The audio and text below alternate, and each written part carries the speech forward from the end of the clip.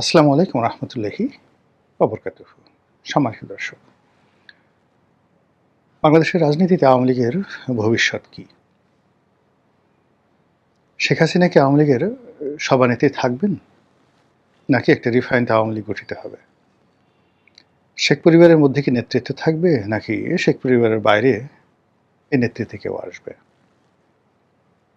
দলের যে সকল নেতৃবৃন্দ, সিনিয়র নেতৃবৃন্দ যারা আছেন ভারতে কিংবা বাংলাদেশের জেলখানাতে, আগামীর যে রাজনীতি, আওয়ামী লীগের রাজনীতি তাদের হাতে থাকবে, নাকি নতুন একটা নেতৃত্ব আসবে?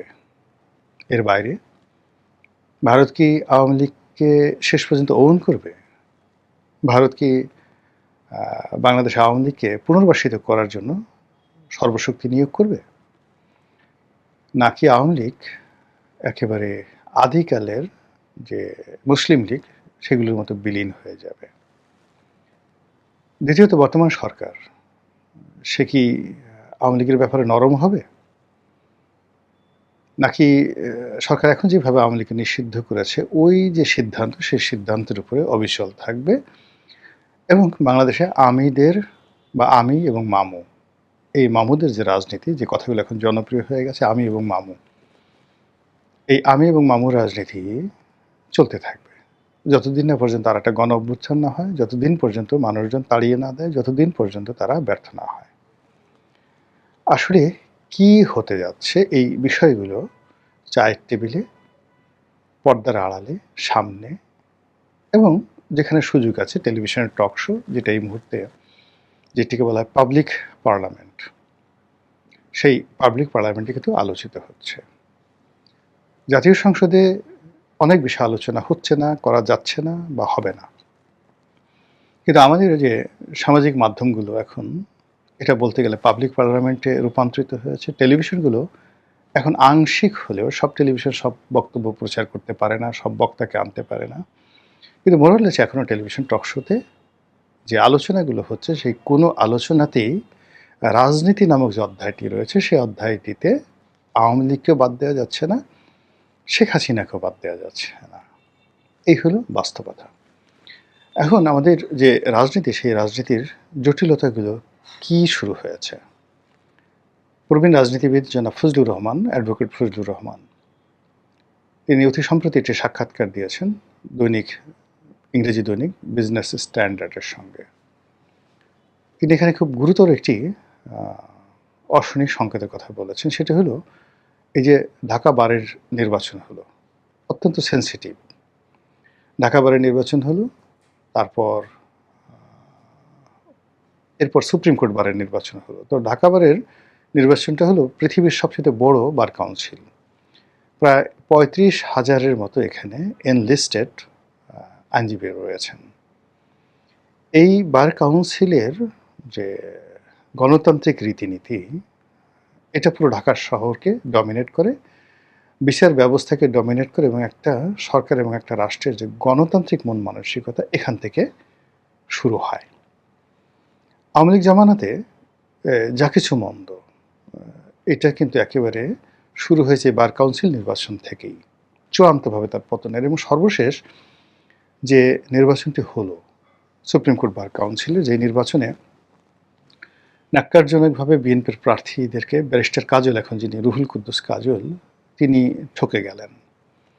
ওখানে সেই যে জুথি ভাবির কাণ্ড, তারপর শেষে ভোট র্যাগিং করে আওয়ামীপন্থী যারা লোকজন রয়েছেন তারা যেভাবে বিজয় ছিনিয়ে নিল, সেদিন থেকে কিন্তু আওয়ামী লীগের পতন অনিবার্য হয়ে পড়েছিল, যেটা আওয়ামী লীগের দরকার ছিল না। ঠিক সেম কাজটি এখন এই জমানাতে হলো, যেটা ফজলুর রহমান যেহেতু অ্যাডভোকেট, সিনিয়র অ্যাডভোকেট, রাজনীতিবিদ, রাজনৈতিক বিশ্লেষক, তিনি বিষয়টা চমৎকারভাবে বুঝিয়েছেন। তিনি বললেন যে এই যে নির্বাচনটি হলো, সেই নির্বাচনে মাত্র 30% ভোটার অংশগ্রহণ করেছে। যেহেতু এখানে আওয়ামী লীগের কোনো প্রার্থীকে অ্যালাউ করা হয়নি ভোটে দাঁড়ানোর জন্য, ফলে আওয়ামী লীগ শান্তিপূর্ণভাবে যে নির্বাচন বর্জন করেছে, সেই বর্জনে 70% লোক ভোট কেন্দ্রে আসেনি, ভোট দেয়নি। তাহলে ভোট দিল কারা? 30% লোক ভোট দিল। এই 30%-এর প্রধান প্রতিদ্বন্দ্বীকে জামাত এবং বিএনপি। এখানে জয়লাভ করলো বিএনপি, আর রানিং মেট প্রতিযোগিতা হলো জামাত। আগামীতে যে নির্বাচন হবে সেখানে আওয়ামী লীগ থাকবে না, জামাত ক্ষমতায় আসবে, বিএনপি ফেল করবে, এটা ঢাকা বারের। একইভাবে জাতীয় রাজনীতিতেও ঠিক সেম দৃশ্যটা ফুটে উঠেছে। বিএনপি রানিং মেট এখন জামাত, আর জামাতের রানিং মেট এখন এনসিপি। এখন আমাদের দেশের যে যদি এই সরকার পূর্ণ মেয়াদে কাজ করতে পারে, এদেশের ট্র্যাডিশন অনুযায়ী যদি ভোট হয়, যদি ইঞ্জিনিয়ারিং না হয়, যদি জোরাজুরি না হয়, যদি একটা 15ই ফেব্রুয়ারি সেই যে নির্বাচন না হয়, একটা মাগুরার নির্বাচন না হয়, 2014, 18, 24 এই কলঙ্কজনক নির্বাচন না হয়, তাহলে আমাদের দেশের ভোটাররা ইন জেনারেল ক্ষমতাসীনদেরকে ভোট না দিয়ে বিরোধীদেরকে ভোট দেয়। ফলে 5 বছর পরে যদি একটা নির্বাচন হয়, আওয়ামী লীগ বিহীন নির্বাচন, সেখানে জামাতের ক্ষমতা গ্রহণ করা বা ক্ষমতায় যাওয়া শতভাগ নিশ্চিত। 2 নম্বর হলো যে জামাত কি 5 বছর অপেক্ষা করবে? কোনো অবস্থাতেই না। জামাত চাইবে যে বাংলাদেশের রাজনীতিতে আওয়ামী লীগ অপরিহার্য হওয়ার আগেই একটা দুর্ঘটনা ঘটিয়ে দিতে। জামাত চাইবে বিএনপি কোনো কিছু বুঝে ওঠার আগেই যেন ক্ষমতার মসনদে জামাত বসে যেতে পারে, তারপরে যা হবে হবে। জামাত চাইবে তাদের এলাই যারা আছে, তাদের যে সকল সংগঠন আছে, গুপ্ত সংগঠন আছে, তাদের যে সকল plan A B C D আছে, তাদের যে সকল যাকে বলা হয় যে নেতৃত্বের যে স্তরগুলো রয়েছে, যেগুলোকে তারা 3 থেকে 4টি স্তরে গুপ্ত রেখেছে, এই গুপ্ত লোকজন মন্ত্রণালয়ে আছে, বিচারালয়ে আছে, পুলিশে আছে, বিএনপিতে আছে, আওয়ামী লীগে আছে, এখন যে শেখ হাসিনা যে দিল্লিতে থাকেন তার আশেপাশেও আছে। কাজেই তাদের কাছে যে টাটকা যে খবরগুলো আসে, সেই খবরগুলো হলো যে বিএনপি যদি অনুভব করে আওয়ামী লীগের দরকার, তাহলে জামাত নেই। আর আওয়ামী লীগ যদি মনে করে যে বিএনপির সঙ্গে তার সমঝোতা করা দরকার, তাহলে জামাত থাকে না। কাজে এই দুয়ের মাঝামাঝি যে সময়, সে সময়টা খুব অল্প, নট মোর দ্যান 6 মান্থ, অর্থাৎ আগামী ডিসেম্বর পর্যন্ত ডেডলাইন। এই আগামী ডিসেম্বরের মধ্যে জামাত যা কিছু করতে চায় বিএনপির বিরুদ্ধে, সরকারের বিরুদ্ধে, তাকে সেটা করতে হবে। আর যদি সেটা তারা করতে না পারে, তাহলে দুটো জিনিস আছে, অর্থাৎ আওয়ামী লীগ ঢুকে পড়লে সরকার আওয়ামী লীগকে নিয়ে ব্যস্ত হয়ে পড়বে, জামাতের কোনো নামগন্ধ পাবে না, জামাত বিএনপির মার খাবে, আওয়ামী লীগের মার খাবে, এনসিপিকে তো খুঁজেই পাওয়া যাবে না। এই গেল একটা। 2 নম্বর হলো জামাত এবং বিএনপি তারা একত্র হয়ে থাকবে, মানে একেবারে যাকে বলা হয় এমন, মানে আমি এবং মামু দুজনে গলাগলি ধরে এমনভাবে আছি যে তৃতীয় কোনো শক্তি এখানে না গলাতে সাহস পাবে না। সেই অবস্থাতে যেটা হচ্ছে, ডিসেম্বরের মধ্যে বিএনপি তার সমস্ত ক্ষমতা একেবারে কুক্ষিগত এবং পাকাপোক্ত করে ফেলবে। মানে এখন তো আসলে জামাতের অনেকগুলো মুখোশ উন্মোচিত হয়ে গেছে, যেগুলো গুপ্ত আছে সেগুলো থাকুক, যেগুলো উন্মোচিত হয়ে গেছে এদেরকে খুঁজে খুঁজে ধরে ধরে ক্ষমতাচ্যুত করা, নিউট্রালাইজ করা, এটা করবে বিএনপির, মানে 2027 সনের জানুয়ারি থেকে। এই সময়টার মধ্যে তারা নিজেকে পাকাপোক্ত করে ফেলবে। এর কারণ হলো জুন জুলাই আগস্ট এই 3 মাস ক্রিটিক্যাল টাইম, কোনো নড়াচড়া তারা করবে না। সেপ্টেম্বর অক্টোবর মাসে তারা স্ট্যাবল থাকার চেষ্টা করবে, একটু নড়াচড়া করবে। অক্টোবর নভেম্বর ডিসেম্বর তারা নিজেদের শক্তি প্রদর্শন করতে থাকবে। তখন গৃহপালিত বিরোধী দল কত প্রকার, কি কি গৃহপালিত বিরোধী দল কাহাকে বলে, তাবেদার কাহাকে বলে, কিভাবে বিরোধী দলকে দিয়ে পা চাটাতে হয়, কিভাবে বিরোধী দলকে দিয়ে জুতো পরিষ্কার করতে হয়, এটা বাংলার মানুষ দেখতে পাবে 2027 সনের যাকে বলা হয় জানুয়ারি মাস থেকে। আর এই ক্ষুদ্র বিষয়টি বা এই সাধারণ বিষয়টি আপনি আমি আলোচনা করছি, আমার মতো মানুষ এটা বুঝতে পারছে। কাজেই জামাতের যেগুলো ইন্টেলেকচুয়াল আছেন, তারা এই জিনিসটা আরও সুন্দরভাবে বুঝতে পারছেন। তো বুঝতে পারার কারণে কি করছেন যে খুব সংক্ষিপ্ত সময়ের মধ্যে তাদেরকে সিদ্ধান্ত নিতে হচ্ছে যে আমরা কি এই সারাটা জীবন এভাবে জাতীয় পার্টি হয়ে থাকব, এভাবে জাসদ হয়ে থাকব, এভাবে আসম আব্দুর রব হব, এভাবে হোসেন মোহাম্মদ এরশাদ বা রওশন এরশাদ হয়ে কি আমাদের ধীরে ধীরে ধীরে ধীরে কবরের দিকে যেতে হবে, নাকি আমরা একটা শক্তিশালী বিরোধী দল হব, বিরোধী দল থেকে আমরা সরকারে যাব এবং সরকারে যাওয়ার জন্য ম্যাটিকুলাস ডিজাইন, দেশি বিদেশি সাহায্য, যা কিছু দরকার সব আমরা করব। আর সেই কাজ করার জন্য যে একটা টাইম ফ্রেম আছে, সেই টাইম ফ্রেমটা হলো ডিসেম্বর পর্যন্ত। ডিসেম্বরের পরে সব কিছু সেটেল হয়ে যাবে। আওয়ামী লীগের আসা না আসা, জামাতের শক্তিশালী বিরোধী দল হওয়া না হওয়া, জামাত আগামীকালে বা আগামী দিনে ক্ষমতা আসবে কি আসবে না, বিএনপি আগামী দিনগুলোতে ক্ষমতায় থাকবে কি থাকবে না, দ্বিতীয়বার ক্ষমতায় আসবে কি আসবে না, তারেক রহমান সাহেব, তারপরে জুবাইদুর রহমান, তারপর জাইমা রহমান, এই যেটা ডাইনেস্টি, ক্ষমতার যে পাইপলাইন, সেই পাইপলাইনটা বহাল থাকবে কি থাকবে না, এই পুরো জিনিসগুলো উইদিন জাস্ট ডিসেম্বরের মধ্যে এটি সেটেলড হয়ে যাবে। আর এটা দৃশ্যমান হয়ে যাবে জুন, জুলাই, আগস্টের মধ্যে।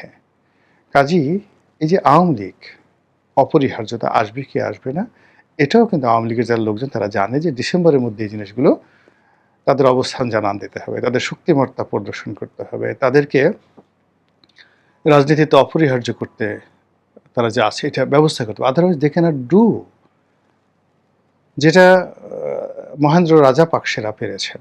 উইদিন 6 মান্থের মধ্যে তারা কামব্যাক করেছে। এবং মহেন্দ্র রাজাপাকসে সেটা হলো সে দেশের বাইরে যায়নি, সে সেনাবাহিনীর ক্যান্টনমেন্টের মধ্যে ছিল, ফলে তার খুব দ্রুত ফিরে আসা সহজ ছিল, যেটা শেখ হাসিনার পক্ষে সম্ভব নয়। সে যদি বাংলাদেশে থাকতো, শিরিন শারমিন চৌধুরীর মতো থাকতো, সেটা আলাদা রকম হতো। সে যদি গোপালগঞ্জে থাকতো আলাদা হতো। কিন্তু এইভাবে বিদেশে অন এক্সাইল, বিদেশে গিয়ে সেখান থেকে আবার ফিরে আসা, এটা তারেক রহমানের ক্ষেত্রে যে ঘটনা ঘটছে ঠিক এইরকম অলৌকিক কিছু ঘটনা ঘটা লাগবে। অর্থাৎ তারেক রহমান সাহেবের কাছে গিয়ে যে শক্তিগুলো তাকে তার পায়ের কাছে ক্ষমতা হস্তান্তর করেছে, তার পায়ের কাছে গিয়ে ট্রফি দিয়ে আসে, তাকে গিয়ে বলেছে আব্বা হুজুর আপনি আসেন, আপনি ছাড়া দেশ আর কেউ বাঁচাতে পারবে না। এইরকম শেখ হাসিনার ক্ষেত্রে এরকম ঘটনা না ঘটলে বিদেশ থেকে সাধারণত এক্সাইল হয় না। অন্যদিকে যে আমাদের পাক ভারত উপমহাদেশের সে রাজনীতি, সেই রাজনীতির মধ্যে যদি এই যে এখন ইরানের সাথে চীনের যে যোগাযোগ, ইরানের সঙ্গে আমেরিকার যে বৈরী সম্পর্ক, এটার যে শান্তিপূর্ণ সমাধান, সেই সমাধানে আমেরিকা যদি সম্মানহানি ঘটে, আমেরিকা দেউলিয়া হয়ে যাবে। ইরানের সাথে তার যে কোনো মূল্যে একটা সুসম্পর্ক রাখতে হবে। এমনকি যদি এই যুদ্ধের ক্ষয় খরচা বাবদ $100 বিলিয়ন গোপনে হোক প্রকাশ্য হোক দিয়ে হলেও আমেরিকাকে দেখাতে হবে যে ইরানের সাথে তার একটা সম্পর্ক হয়ে আছে। আদারওয়াইজ আমাদের এই সাবকন্টিনেন্টে আমেরিকার কোনো কর্তৃত্ব থাকবে না, আর আমেরিকার কর্তৃত্ব না থাকলে ভারতের কর্তৃত্ব থাকবে না, এবং এখানে চীন এবং পাকিস্তান অপরিহার্য হয়ে পড়ে। কাজেই প্রত্যেকটা জিনিস আপনি দেখেন অ্যাট দ্য এজ, মানে একেবারে শেষ প্রান্তে এসে, সুড়ঙ্গের শেষ প্রান্তে গিয়ে যেভাবে টলটল করছে, কচুর পাতার পানির মতো একেবারে পড়ে যাবে, পড়ে যাওয়ার আগে যেভাবে মানে ওই জলটা কাঁপতে থাকে কচু পাতার উপরে, ওইভাবে পাক ভারতের রাজনীতি, ওইভাবে ভারত আমেরিকার রাজনীতি, ওইভাবে আমেরিকা পাকিস্তানের রাজনীতি, ওইভাবে বাংলাদেশ, চীন, পাকিস্তানের রাজনীতি, সব ঘুরপাক খাচ্ছে আওয়ামী লীগ, বিএনপি, জামাতের রাজনীতি একইভাবে ঘুরপাক খাচ্ছে। যখন এভাবে ঘূর্ণিপাক খায় তখন অনেক কিছু হারিয়ে যায়। আগামীতে যে সমীকরণ আসবে, রাজনীতির সমীকরণ 2027 সনে জানুয়ারি মাসে, আপনি দেখবেন এখন যাদেরকে দেখছেন তাদের অনেককে দেখবেন না, আর যা আপনি কল্পনা করতে পারছেন না তাদের অনেককে আপনি দৃশ্যপটে দেখবেন। এটাই হলো যখন একটা ঘূর্ণিপাক হয়, সেই ঘূর্ণিপাকের আপনি যখন স্ট্রেট ওয়েতে চলতে থাকেন, সেটা এক ধরনের আপনার গন্তব্য নির্ধারণ করে দেয়। কিন্তু আপনি যখন চারিদিকে ঘুরতে থাকেন, রাধার চক্করে ঘুরতে থাকেন, ইউ ডোন্ট নো জুয়ার কোর্টে যে মানুষ যেভাবে আপনার ঘুরতে থাকে, কোথায় গিয়ে যে থামবে, কি পাবেন আপনি, ইউ ডোন্ট নো। ঠিক এইভাবে এখন বাংলাদেশের যে রাজনীতিটি, পুরো রাজনীতিটা গ্লোবালের পার্সপেক্টিভে, আঞ্চলিক পার্সপেক্টিভে এবং বাংলাদেশের পার্সপেক্টিভে রীতিমতো একটা জুয়ার কোর্টে পরিণত হয়েছে। মহান আল্লাহ আমাদের সবাইকে হেদায়েত দান করুন এবং হেফাজত করুন। আসসালামু আলাইকুম ওয়া রাহমাতুল্লাহি ওয়া বারাকাতুহু।